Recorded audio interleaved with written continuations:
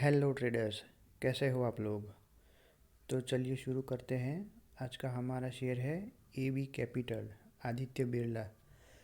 तो पहले हम इसका प्राइस एक्शन थोड़ा सा बेसिक से समझने की कोशिश करेंगे कि अभी नीचे आ रहा है तो क्यों नीचे आ रहा है, और कौन से लेवल पे हमें बाय करना चाहिए, और क्या क्या टारगेट है, और कब तक होल्ड करना चाहिए, कितना सा अच्छा रिटर्न देने वाला है, और कहाँ कहाँ ये स्टेबल होगा। तो ये टाइम फ्रेम हमारी मंथली टाइम फ्रेम पे है। तो अभी ये शेयर पिछले 6 महीने से काफ़ी डाउन ट्रेंड में है।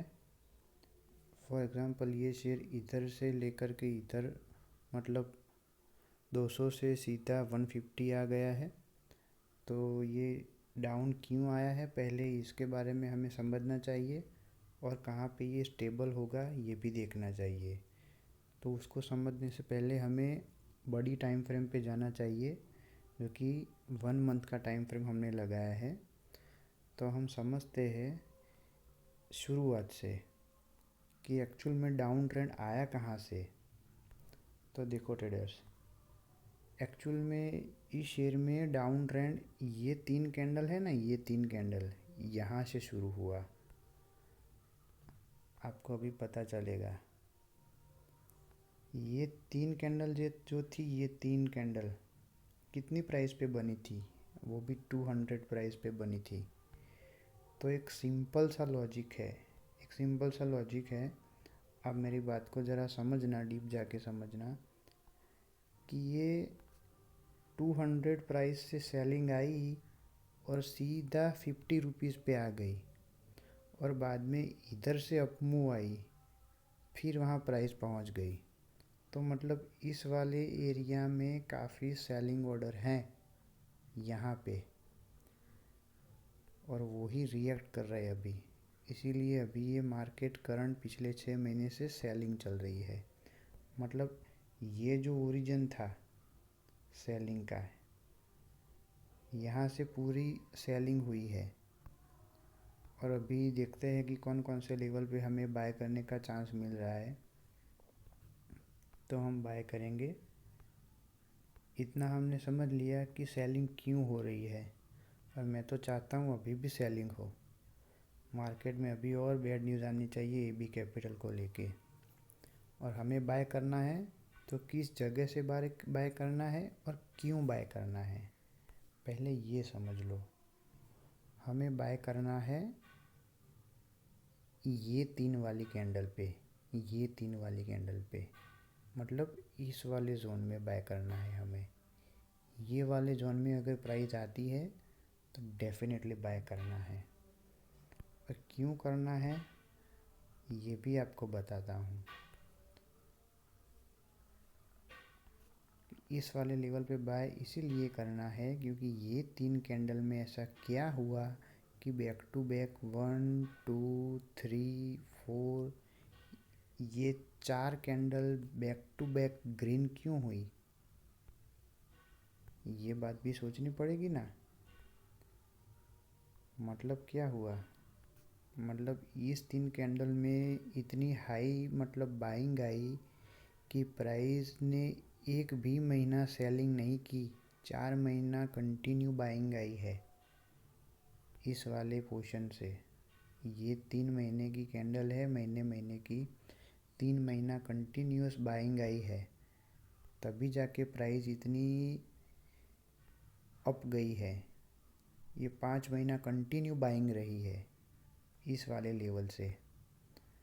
तो हमें वेट करना चाहिए कि प्राइस ये वाला जो लेवल है इस वाले लेवल पे आए। हमें इस वाले लेवल पे बाय करना चाहिए 134 टू 150 53। अगर इसमें भी हमें बॉटम ढूंढना है, मतलब प्रोफेशनली हमें ट्रेड करना है, इन्वेस्टमेंट करना है, तो हम छोटे टाइम फ्रेम पे जाएंगे अभी, जो कि वीकली टाइम फ्रेम है। और हम उसका पता लगाने का ट्राई करेंगे कि एक्चुअल बाइंग कहाँ से आई है, एक्चुअल बाइंग क्यों आई है। उसके पहले आपको ये देखना चाहिए कैंडल बहुत कुछ बताती है, बहुत कुछ बताती है। पहले हमें ये देखना होगा कि कौन सी कैंडल क्या बता रही है। उसके पहले आपको एक बारी अभी बताता हूँ, ये जो रेड कैंडल है, ये जो रेड कैंडल, उसके बाद ये जो ग्रीन कैंडल बनी, मतलब ग्रीन कैंडल मिली, मतलब उतना तो बेसिक है कि उधर बाइंग आई। और क्या आप मान सकते हो कि वो बाइंग इतनी आई कि प्राइस 200 तक चली गई। मतलब इस कैंडल में काफ़ी कुछ छुपा है। ये जो ग्रीन वाली है ना, ये ग्रीन वाली उस कैंडल में, ये रेड कैंडल वाली ने तो अपना काम कर लिया सेलिंग का, लेकिन जो ये ग्रीन कैंडल है ना, ये जो ग्रीन कैंडल, वो अपने आप में काफ़ी कुछ छुपा के बैठी है।